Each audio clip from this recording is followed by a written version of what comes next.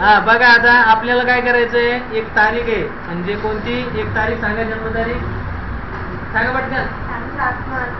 7 मार्च म्हणजे 3/7/2008 ही तारीख आहे. या तारखेमध्ये म्हणजे या तारखेला कोणता दिवस होता हा बघायचा आपल्याला.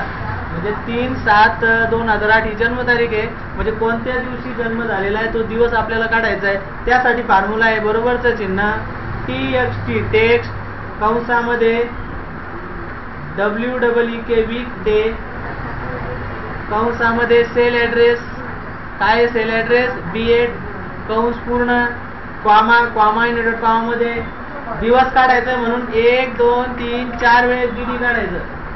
4 वेळेस D लिहायचं कंस पूर्ण आपलं कॉमा इनवर्टेड कॉमा पूर्ण कंस पूर्ण एंटर.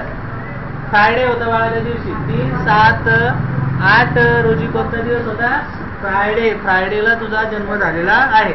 अशा प्रकारे पर्टिक्युलर दिवसाचा दिवस काढायचा असेल तर त्यावेळेस तुम्हाला टेक्स्ट वीक डे या फॉर्म्युल्याचा वापर केला जातो.